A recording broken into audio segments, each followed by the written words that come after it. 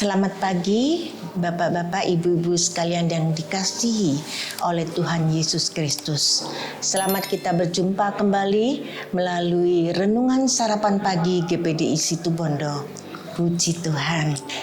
Kalau pada bulan ini ialah bulan Agustus,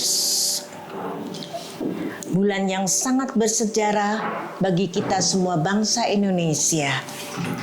Karena pada bulan ini kita semua, baik yang ada di kota-kota, di desa-desa, bahkan pelosok-pelosok Indonesia, semuanya memperingati Hari Kemerdekaan Republik Indonesia yang ke-79. Bahkan pada tahun ini upacara kemerdekaan yang ke-79 ini diadakan di IKN, yaitu Ibu Kota Nusantara. Puji Tuhan.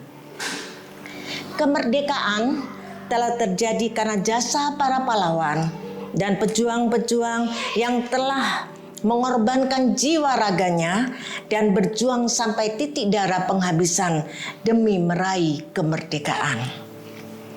Kemerdekaan selalu didambakan oleh setiap manusia yang ada di dunia. Semua menginginkan hidup merdeka secara jasmani dan rohani. Kemerdekaan sejati.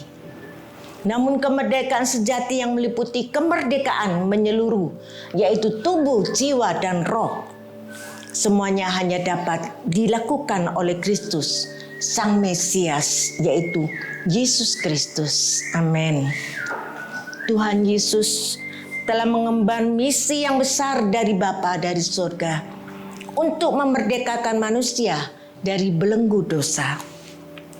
Karya pengorbanan Kristus di atas kayu salib di Kalvari telah mematahkan segala belenggu dosa dan maut sudah dikalahkan. Amin. Sehingga kita menjadi orang-orang merdeka.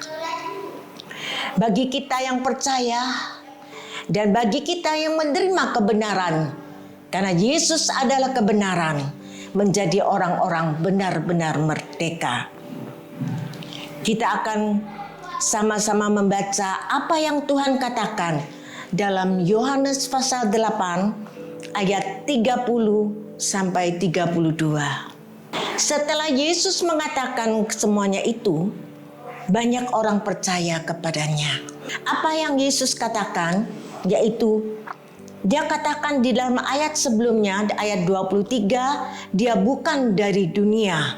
Bahkan peneguhannya kita akan melihat di dalam Yohanes pasal yang ke-1 ayat yang pertama. Dikatakan pada mulanya adalah firman. Firman itu bersama-sama dengan Allah dan firman itu adalah Allah. Dan ayat yang ke-14, firman itu telah menjadi manusia dan diam di antara kita. Kita telah melihat kemuliaannya, yaitu kemuliaan yang diberikan kepadanya sebagai anak tunggal Bapa, penuh kasih karunia dan kebenaran. Inilah yang Tuhan katakan kepada orang-orang yang berkumpul untuk mendengar apa yang Yesus katakan. Lalu ayat selanjutnya, yaitu ayat yang ke-31 dan sampai yang ke-32. Maka katanya kepada orang-orang Yahudi yang percaya kepadanya, jikalau kamu tetap di dalam firman-Ku, kamu benar-benar adalah murid-Ku, dan kamu akan mengetahui kebenaran, dan kebenaran itu akan memerdekakan kamu. Puji Tuhan. Jadi kita dimerdekakan oleh karena kita percaya kepada kebenaran. Bagi kita yang percaya, Yesus katakan di dalam ayat yang ke-36.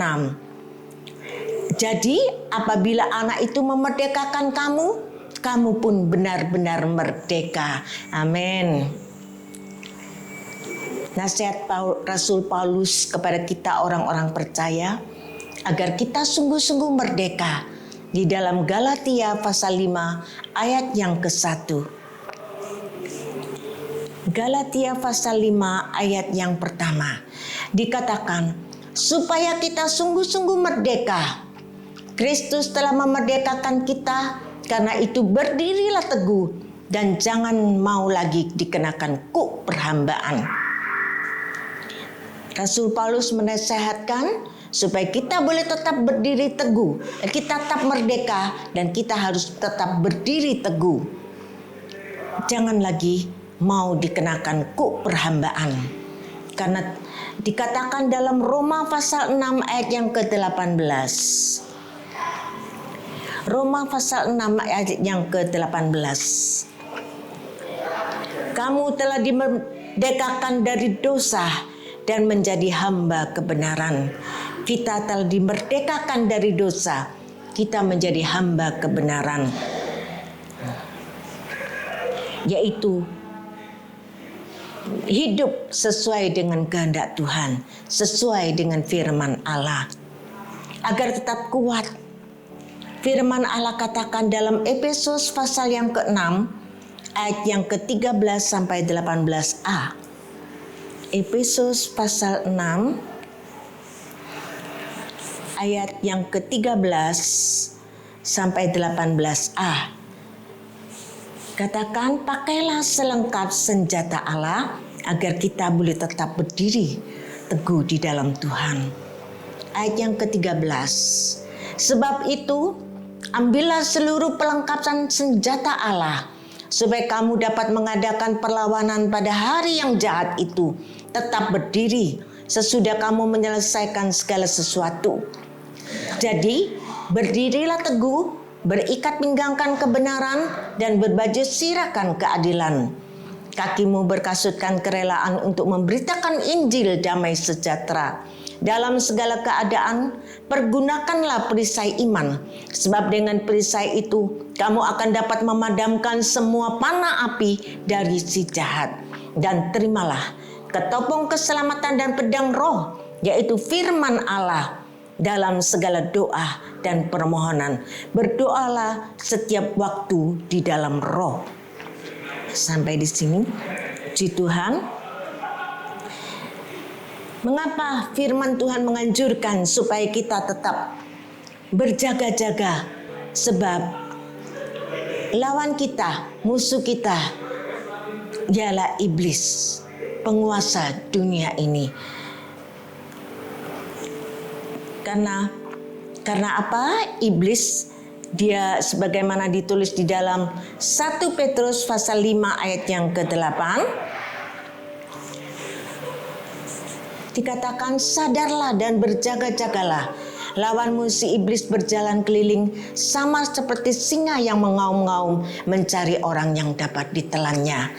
Biarlah kita terus hidup berpaut dengan Tuhan agar kita boleh selalu dikuatkan dan boleh tetap berdiri teguh di dalam Tuhan. Ada berkat bagi kita yang tetap teguh di dalam Tuhan. Dalam Roma pasal yang ke-8 ayat yang ke-1. Sini dikatakan, demikianlah sekarang tidak ada penghukuman bagi mereka yang ada di dalam Kristus. Amin.